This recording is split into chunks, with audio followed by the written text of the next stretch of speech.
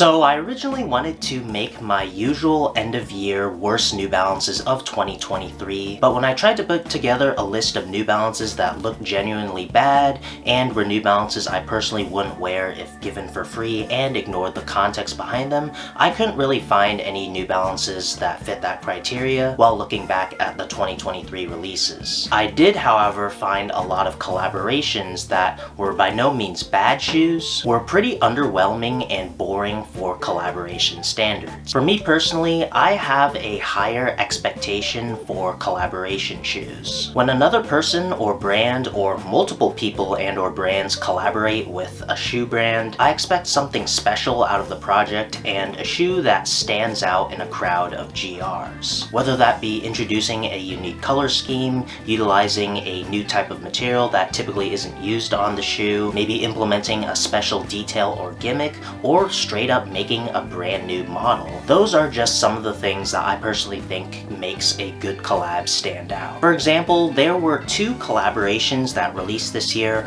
that I personally didn't care for. However, I have infinitely more respect for them creatively in contrast to the shoes on this list. Those two collabs are the Amine 610 collab and the Jaden Smith Misfits Rep collaboration. The Amine 610 is very striking and it's a crazy yellow and brown colorway that I didn't really care for, but it's definitely a striking colorway. It's utilizing special materials and implements a very interesting thing that's kind of like a level. It's filled with liquid and also has a floating banana logo. I mean, that's just crazy and I would never think of it. While again, I don't really care too much for the collab, I still have a lot of respect for it creatively. And then the Jaden Smith collab is straight up a brand new silhouette. You got a broken up midsole, which is pretty interesting. I didn't care too much for it, but again, creatively speaking, I have a lot of respect for it in contrast to the shoes I'm gonna go over in this video. The collabs I'm gonna go over in this video, I personally feel just lack any real creativity or substance behind them. These shoes really don't feel special and could easily be mistaken for a GR. As I said earlier, none of these shoes are particularly bad.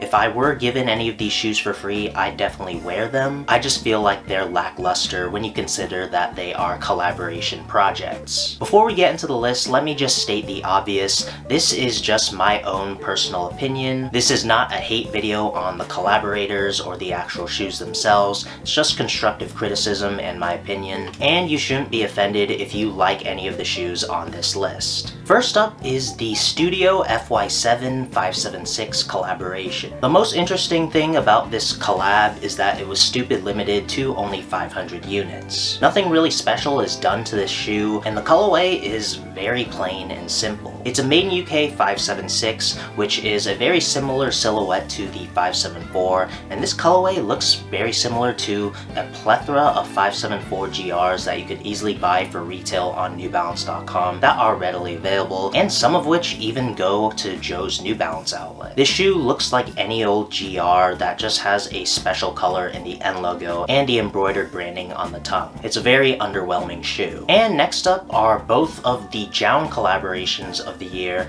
and that is the Jown 991 and the Jown 2002R. You guys already know my opinion on most Jown collaborations. I mean, both of these just look like plain neutral tone GRs. They utilize regular suede rather than literally any other new or special material. The colorways are boring and uninspired, and it's especially sad given the fact that all of Jown's collaborations are at an upcharge. The Jown 991 already has a competitor with the winterized 991 GR that released a few weeks ago, and the Jown 2002R has a plethora of 2002Rs that are in a similar ocean blue. And next up is the Double Taps collaboration on the 990 V6. The most interesting thing about this shoe is that big USA spell out on the side. I mean, that's really the only unique feature about it. I feel like this colorway will eventually just be a GR in the future. Honestly, I wouldn't be surprised if something similar releases next year. And again, it just uses suede instead of utilizing a different material. It just looks like an alternate version of the core gray 990 V6. And next up is the Joe Freshgoods project on the 650R titled Photo Shoot for a Special Person. This collaboration project by Joe Freshgoods was based on the interesting fact that in the original Air Jordan Jumpman logo, Michael Jordan was actually wearing a pair of low-top New Balance basketball shoes. Obviously, this was way before before he partnered with Nike and eventually created Jordan Brand. It's really interesting to see that the iconic shot behind the Jumpman logo, Michael Jordan was wearing something other than a pair of Nikes. The colorway of the shoe Michael Jordan was wearing was a plain and simple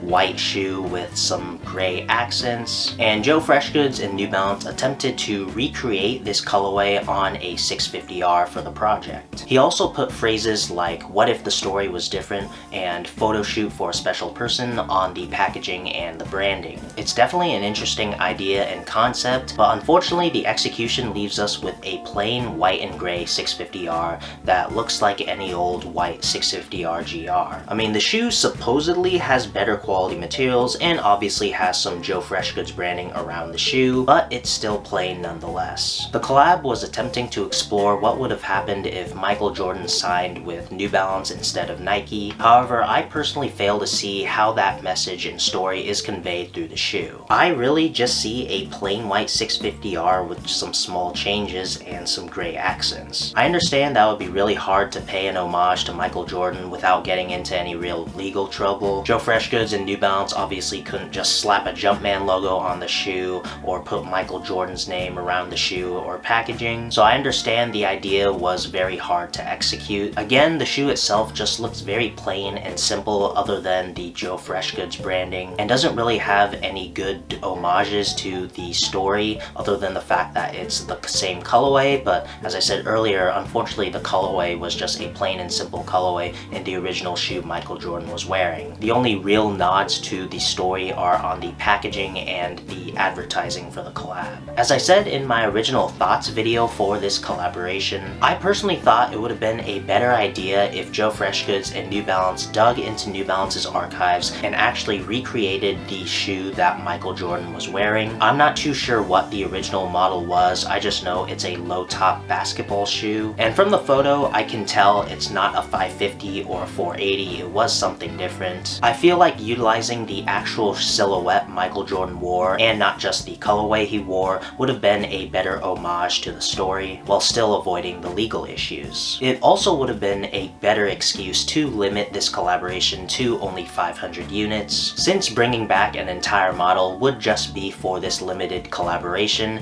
and not a regular production run, instead of using the 650R, which is already currently being mass produced in various GRs and collabs. Before we move on to the next shoe, I'm gonna flash up a bunch of pictures of 1906Rs that are in a silver, white, and or gray colorway, and I'm gonna have you guess which one is the last collaboration on this list. If you managed to guess this 1906R, you'd be correct. This is not a GR, this is actually a collaboration with Up Their store. I mean, I'll let the comparison speak for itself. You can barely pick it out when it's surrounded by GRs, and it's just a very plain looking shoe. The most interesting part of the shoe is actually the alternate rope laces with a lace lock, and those laces aren't even the default lace option installed into the shoe. Up Their store has made excellent collaborations with New Balance on the 2002R before. Both of those colorways are very nice and they really stand out and are loved by many. So I think it was pretty disappointing to see them fall flat with this latest collaboration on the 1906R. And that's going to wrap up my list of the most boring and uninspired New Balance collaborations of 2023. I personally feel like that this year there weren't that many standout collaborations in contrast to 2022 and even 2021. I feel like a lot of them were either meh or downright uninspired, like the shoes in this video. All that being said, there were still a handful of pretty solid collaborations that I personally really liked and actually made their way onto my list of the best New Balances of 2023, so stay tuned for that video. So that's gonna do it for this video. Like and subscribe if you enjoyed, follow me on my socials, check out the Intelligent site for more New Balance content and guides. If you really loved the video, please consider leaving a super thanks in the tip jar below, and thanks for watching.